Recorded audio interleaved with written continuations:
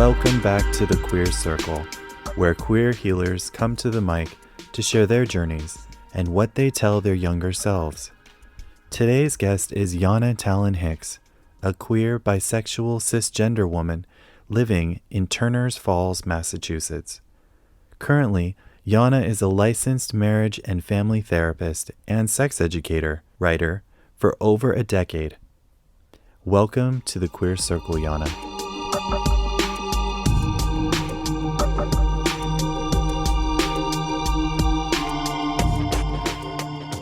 As the legend goes, I was born via emergency C-section in January in New England, so it was very cold and snowy.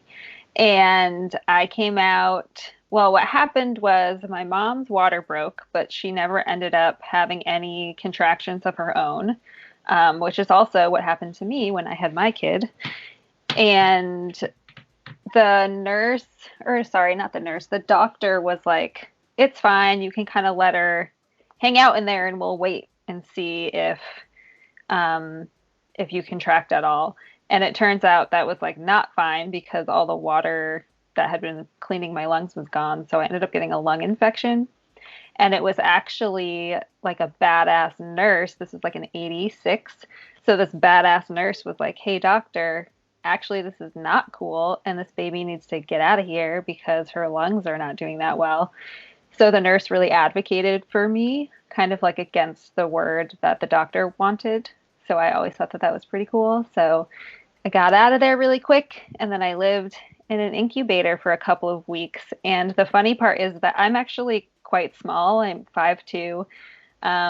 And I was like the biggest baby in the intensive care unit because all of the other babies that were in the incubators around me were preemies. So I was like, you know, by the incubation standards, I was kind of like busted out of there, 8 pounds, 8 ounces. So I was just like really taking over. And then my lungs got better and I got to go home.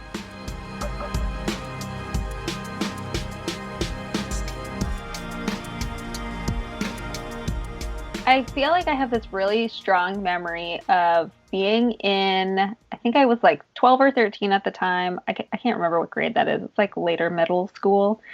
Um, and I was at some small, like, gathering. It must have been like a little sleepover or something. And a friend was talking about how she was bisexual. And I was like, oh, interesting. Like, I've never heard of that. I didn't know that was a possibility. Um, but the way she was talking about it was like really sort of like sensational. Like, she was just like, oh, yeah, like I'm bisexual. And that means I make out with girls sometimes. And I like, I don't know. It just seemed like it was like, it just seemed sort of phony to me. And I don't know, like, how that person turned out in her adulthood. Like, maybe she's queer, bisexual, I have no idea. But at the time, it just felt very much like based on some sort of uh, like a sticker she was collecting or something. And then when we got a little bit older and this person was still in my zone and we started going to parties, in like early high school, we'd go to parties and she'd be like making out with other girls who like it just all seemed like such a performance to me. And I don't know if I had the language at the time to be like, oh, this bums me out because I'm bisexual and these people are sort of putting this on like a performance, but I don't think this is actually part of who they are or whatever. Like, I don't think I actually had that nuanced understanding. It just felt off. And so I was like, oh, okay, well, I guess I'm not bisexual because like whatever this is over here is like not that cool to me or just doesn't like feel right. Like, it's like you're bisexual at a party and that's it.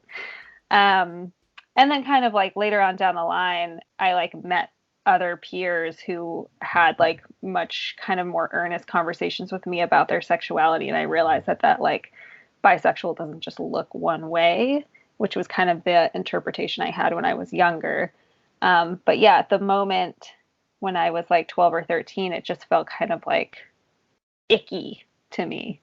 Um, And then once I kind of learned, it's kind of funny to think about like when you're younger, you take the world at face value so often. You're like, oh, this is how this is, and this is how this is. And it's like hard to see the gradients around it. And sexuality is so like gradient and fuzzy, but I just didn't have the ability to hold like dual realities at the same time. But yeah, when I met other people that really took on that label as something that they were sharing with me about who they actually were, I felt a lot more comfortable with the label myself. And I don't even think those people realized that that's what they were doing. I think they were just like sharing some info, but it was very powerful for me to have an example. Um, but I think otherwise, thinking about like, I think kind of the way this question is phrased is like your early realization of difference. And I grew up right outside of Northampton, Mass, which is kind of known like the lore of Northampton, Mass is that it's like the lesbian capital of the US. I don't know if that's really true, but I grew up around a lot of like mostly lesbians. My parents had a lot of friends that were lesbians. I had friends in preschool who had two moms, and like all of that was very normal. But I think I didn't have examples of like other stuff that wasn't either you have a mom and a dad like my family, or you have two moms like so and so's family. So on the one hand, we did have a lot of like openness in our area, and I never felt I never felt scared to talk to my parents about what I was thinking about with my own sexuality. When I had my first girlfriend, I just kind of like brought her to a family party without much fanfare, which is very fortunate. So I didn't really have that realization of being like, oh no, I'm different and this is like a bummer. It was more just like, okay, like there's something happening that I don't quite have the language or the example for quite yet.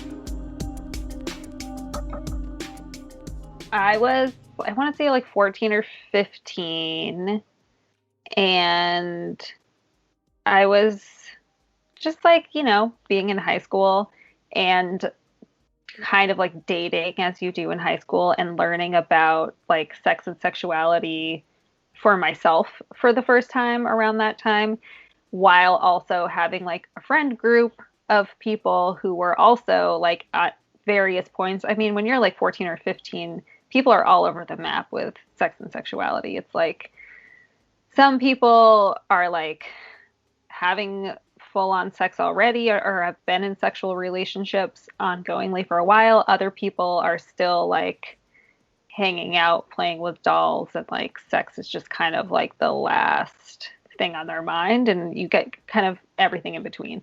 Now, as an educator that goes into schools and talks about sex, it's like the gamut of that experience level is so clear from where I'm standing now. Of course, when you're in it, it's like a little harder to like see it, but the point is, I was hearing a lot of stories about sex and sexuality at the time, and a lot of them were just kind of like, oh, I didn't really want to do this thing, but I like did it anyway. Or so and so wants me to do this and that and says that if I don't, then blah, blah, blah. And it was like, this was like in a pre-Google era, and our best resource that I could find was the sexual health clinic in our town called Tapestry Health. And I went there originally to get an STI screening for myself and to talk about birth control with one of the counselors, which I felt really comfortable doing. And I really liked that experience. And so then I started bringing my friends there kind of on like field trips. Like I'd be like, we're going to go get free condoms, and then we'll like get some ice cream later. And if you want to talk to one of these people about birth control options, like you can. They had just a really great program there. And we started doing that, and it became just like really important to me to kind of like advocate for like sexual health and well-being and communication for myself and also for my friend group. Like I was just kind of always inserting an alternative narrative of like, you don't have to just like do it this way because so and so wants you to, or you could like talk about it and talk about the things that you want to do. And to me, this really grew out of my own experiences being a teenage girl trying to figure out sex, mostly with the teenage cis dudes, that it just like was not a good time. Like I was like, this feels bad. Like I just felt like we weren't communicating and like, I mean, obviously you're like 15 years old. It's like you don't really have the communication skills that you really need to communicate. But I was just like, this seems off. Um, and so I think just like little by little, I started learning different ways to make like sexual experiences make more sense kind of for everybody involved. And I just got really loud about it in my friend group. And so by the time we were like 17 and 18 and we were doing the college application process, and all trying to figure out like, who am I going to be? And like, what am I going to study? I went to a private school, so we were very college oriented, prep school. And a friend of mine, I remember we were talking one night at her house and she was like, you should give sex advice and relationship advice for a living because you do it so much anyway and it's so helpful. And I was like, oh, well, that's not a real job. That's like not something that people do. And she was like, yeah, like Dr. Ruth was like our only example at the time. And I was like, oh, yeah, you're right. Like Dr. Ruth does do that for a living, which is kind of funny to think about, like that me as a 17-year-old was like, yes, I'm going to be Dr. Ruth now.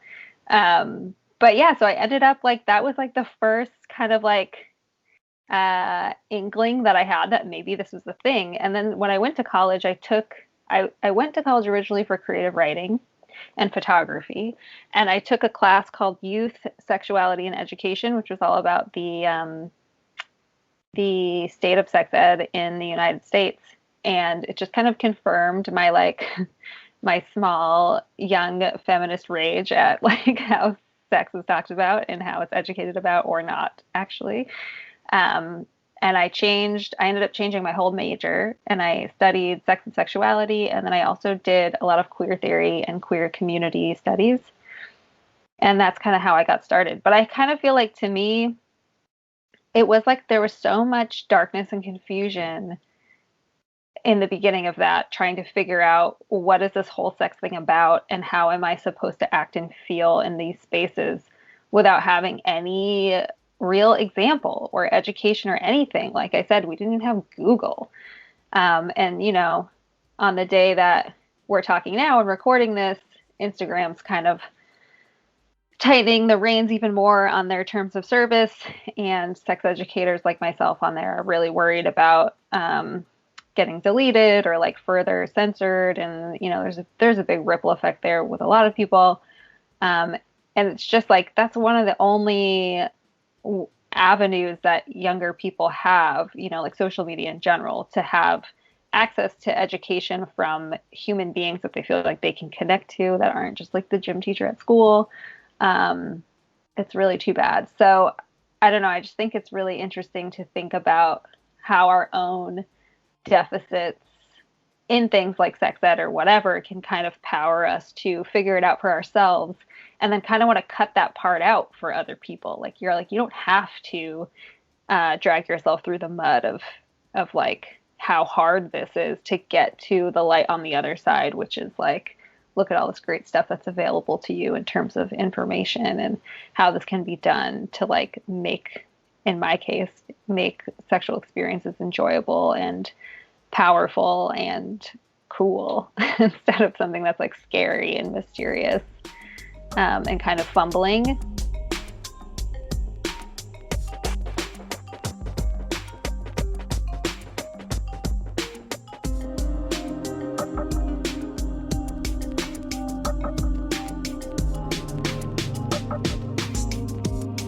Fast forward, I ended up writing a sex column. I mean, a bunch of stuff happened between then, but after I left, after I graduated from college, I ended up doing a bunch of different sex ed related stuff. And then I ended up writing a weekly sex advice column, which is also kind of like the 17-year-old Yana's dream, which is like, I'm going to be Carrie Bradshaw.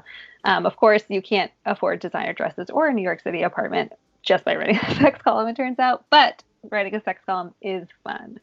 Um, so I was writing a sex column and all these people, and I was also teaching workshops about sex and sex toys. And people would come up to me or email me or whatever and be like, do you offer therapy? Do you offer couples work? And at the time I didn't. I was waiting tables and I was writing about sex. But of course, this is a total natural overlap, right? It's like you cannot throw a dildo into a crowd of people at a workshop about sex toys without hitting a few people that have some like baggage about sex that they would like to talk about. So I was like, yeah, sure, fuck it. I'll go back to school. Like, waiting tables is getting pretty tiring, and like, maybe I'll do this thing. So I went to grad school to get my master's degree in marriage and family therapy. And, to me, I was like, I'm going to go to grad school for a couple of years, get my master's degree, hang my little shingle and like start seeing clients. I'm like, this is going to be great. It was not that easy and it was not that great. It was really hard. I feel like professionally speaking, graduate school is like one of the worst times I've had in a long time. It's just like, I mean, maybe the worst time. There was like this perfect storm of like overhauling the way that my life had been working outside of school. I had taken like a 6 or 7 year break from school. So by the time I got back into school, I was like, what is going on? Everything's online in this way. Don't understand. Like, I don't remember. I remember having like a meltdown about APA format because I didn't remember how to do it. And of course, I could just Google how to do it, but I could not handle it. And it was also like during, like, I think one of the heights of my own personal anxiety problems that I was having. So I have an anxiety disorder and I have panic disorder. Though I don't know if I would officially qualify for either of those now.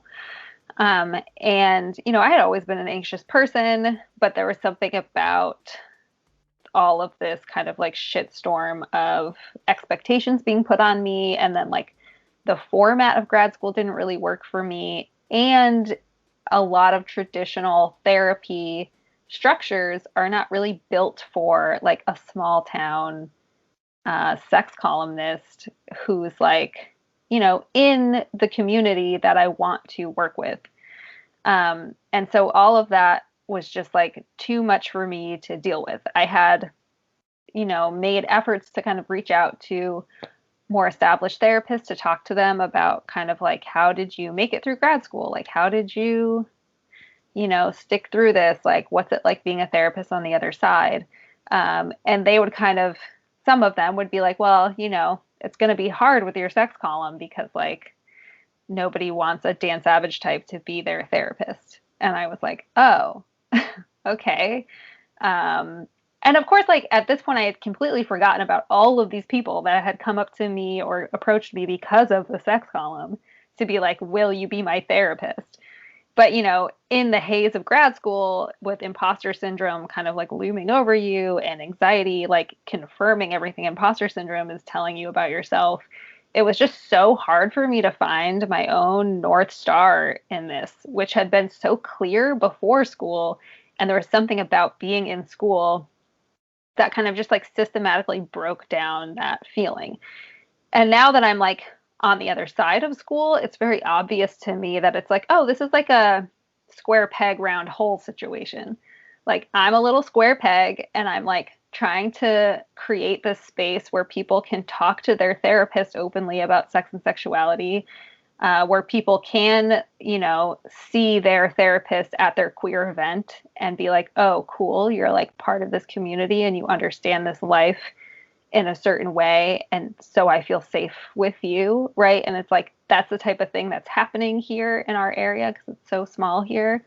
And that's what I wanted to do. And I knew that that was valuable. And I knew that that was something that could be a really important therapeutic relationship to have. And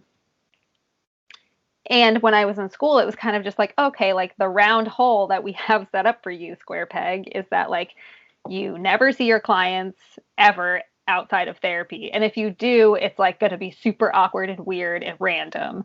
And that's just not how it is here. Here, it's like you're going to run into like 3 clients the minute you step out of your house. And if you go to like the Pride Festival, it's just going to be actually a client festival. So, like, you kind of need to learn how do you navigate that dual relationship situation in a way that has really good boundaries and also honors the fact that, like, being a small community is actually really valuable for a lot of people.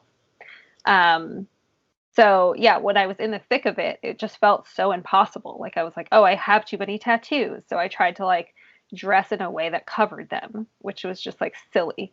I remember going to the mall and buying like a bunch of slacks that like I've never ever worn since, and never would at this point.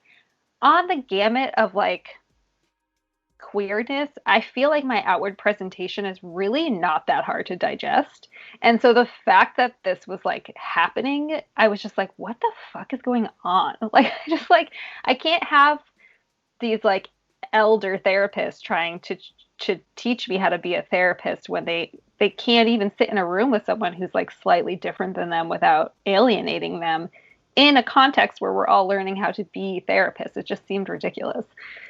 So I was like in a huge tizzy about it. And I would like come home from school and like cry on my kitchen floor, which is where I like to cry when I'm feeling extra dramatic. I like to lie down on my kitchen floor and cry.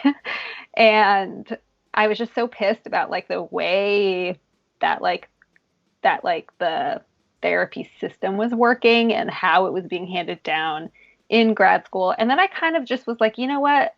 I can't like I'm an Aquarius, so I want to save all the systems from the inside all the time, or like transform the way that things are working. And I was like, this just I can't single-handedly do this. So what I do need to do is like finish my work, do what I'm doing, get out of here with the stuff that I need, and then like create something that I actually feel really good about. And yeah, I feel like that's where like, my fellow small town queer therapists come in. It's like I rely on them all the time now, like on a daily basis, to make sure that we have ethical standards that we're really sticking to and honoring, and making sure we're doing valuable work that has like containers and boundaries and all of that stuff, while also being like, yeah, I'm going to see you at like that queer potluck next week, probably. Right. So like navigating, like, what do you do in those situations? Like, you know, where are the boundaries, where are the lines, and like, are there any exceptions, and case by case basis and all that stuff. So yeah, the amount of times I spend texting other queer therapists from our town is often, and they're like definitely one of my biggest assets. And I would say that like, a lot of the books and theories written by white cis dudes that I read in grad school are not my best asset, not my greatest helper in all of this. So yeah, I don't know, just like building our own boxes as we go, building the plane as we fly. Is that the term? I can't remember.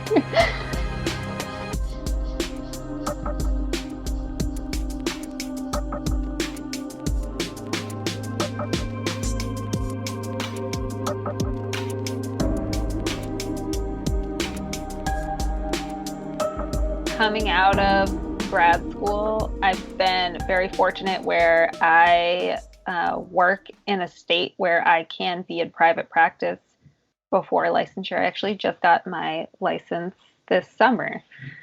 So in Vermont, as long as you're being supervised, you can open private practice before you officially have your license. So while you're working and getting your license hours. And I think, first of all, as somebody with an anxiety issue, I also have a control issue. So I really like being my own boss. So that's very soothing to me on like a different level. And then the other thing is that building a private practice where I got to kind of like develop a space for myself and for clients that really worked for me, and a workflow that worked for me, and like kind of like a therapy of, or a philosophy of therapy that worked for me, was incredibly healing. And I call it my recovery from grad school experience. And having a supervisor who is like really down with sex topics and like non-monogamy and kink and like all this stuff that I've always wanted to make open and available for discussion topics for clients, because I think so many therapists, even if they're open to talking about that stuff, they don't really know how to like broach the topic, or clients might not ever even bring it up because they're so uncomfortable with it. If the therapist doesn't lead that kind of topic space first. But so having a supervisor that's really great about talking about those things has been really helpful. And also just like I think more and more I'm just really learning how to like hold space both for talking about sex and talking about sexuality and like being a human being myself who like is on Instagram talking about sex, talking about sexuality, writing in my sex column about sex and sexuality and like in the column. And if you Google my name, you're going to find stuff that I've written where I talk about some personal stuff. And I think, in grad school, they'd be like pissed about that. I knew people that like erased everything out off their Google searches to be as blank slates as possible for their clients. But I think when it comes to sex and sexuality topics, especially in like queer community, it's so important to be like outwardly available for that topic. And I've seen it be so powerful for people where like, my grad school self was being told that no one would want a sex columnist as their therapist.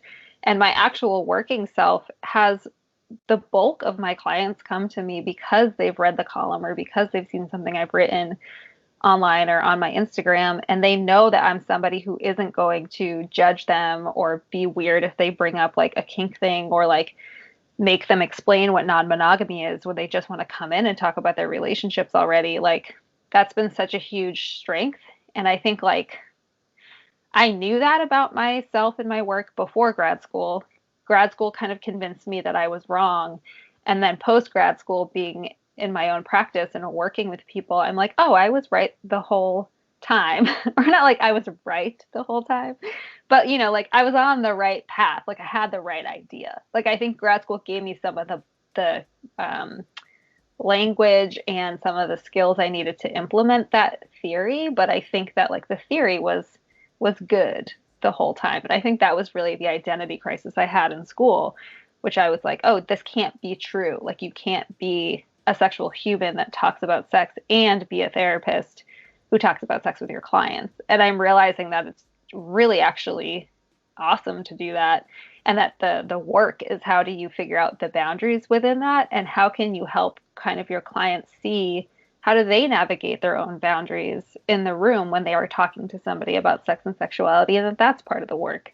And as long as the boundaries are intact, like I don't think you have to be just like this like blank reflecting pool for your clients. I think it's totally awesome to be like, yeah, like I'm a human. So yeah, I think that's awesome. And again, just like having other therapists that also believe in that kind of work around you to bounce stuff off of is awesome. Because I think when you're working in isolation, it's really easy to make mistakes or lose your way or kind of do some like unchecked stuff that you might not notice. So I think having other people around to reflect your work back to you is amazing, but having people around that are telling you that your work is trash from the get-go is not amazing. And I'm just really grateful that I could do that kind of for myself, but also for my clients.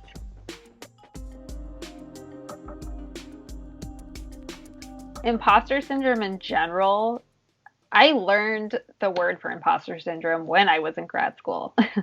I think I was talking to my therapist about all these things I was feeling about myself and my work, and I wanted to drop out, and which is very uncharacteristic of me. I'm very rule oriented and I like to finish when I start. So I wanted to drop out, which was alarming. And yeah, she was like, yeah, it sounds like imposter syndrome. And this is like very, very common. And this is like what it grows out of.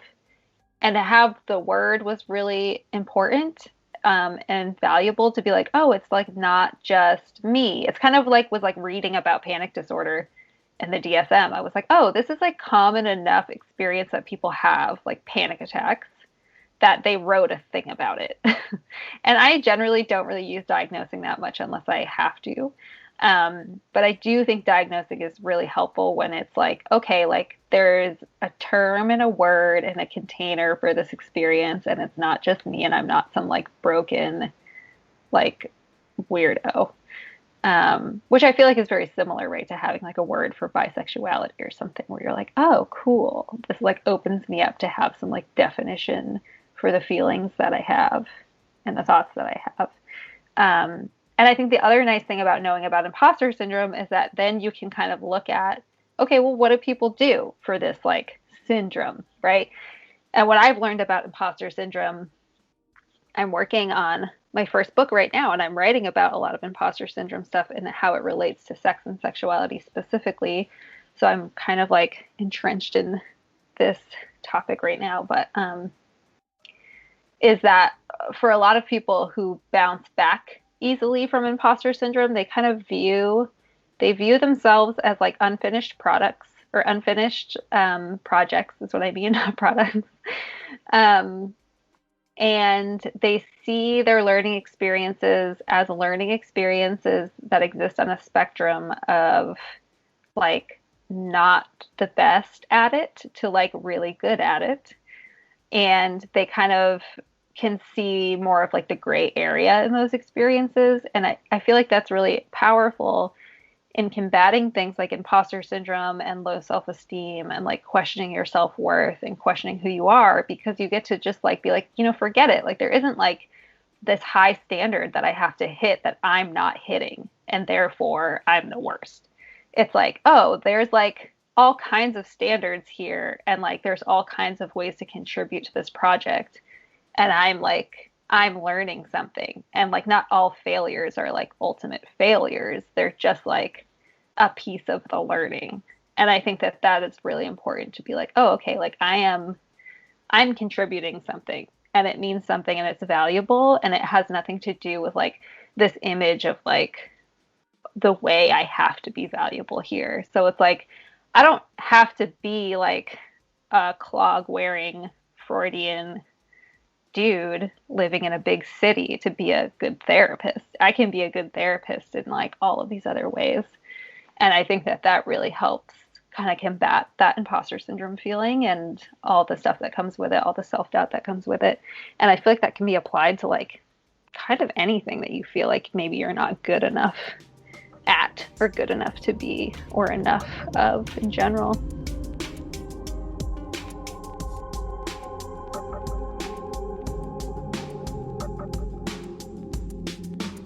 Yeah, I think if I'm thinking about this, like I have multiple child selves, then I think I have like a few different messages. I mean, the first one, honestly, that comes to mind is like, as far as my anxious child, I just want to be like, chill the fuck out. You're not in charge here.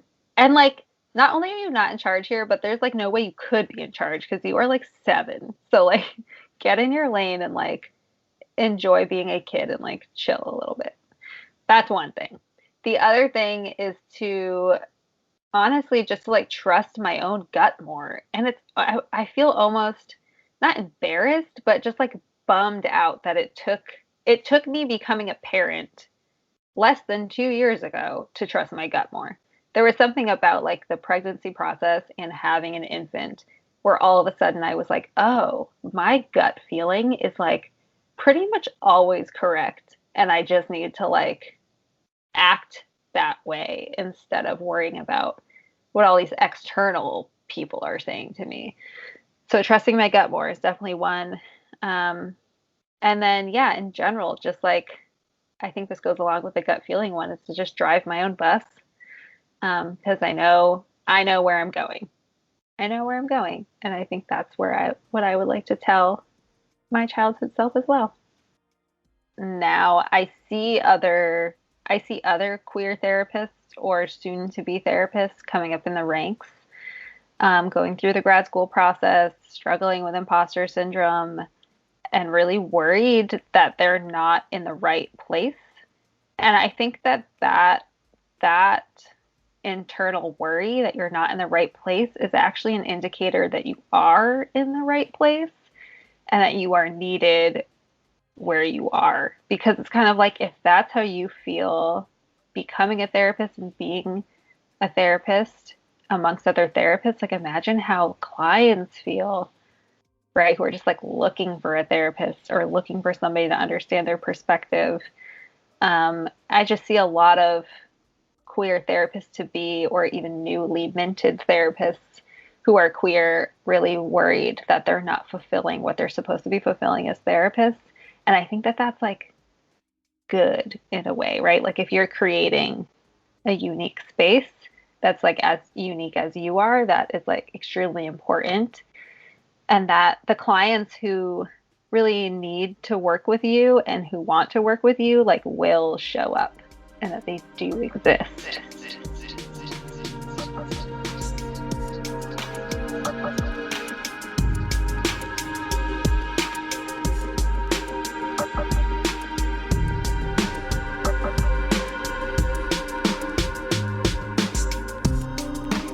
Thank you, Yana, for joining us today in the Queer Circle. Thank you, listener, for being with us. If you'd like to learn more about Yana's work, please visit her on Instagram at _V spot, YanaTallonHicks.com, or go to queercirclepodcast.com for this information and more. Music from today's episode was provided by Purple Fluorite. You can find Purple Fluorite's music anywhere streaming can be found.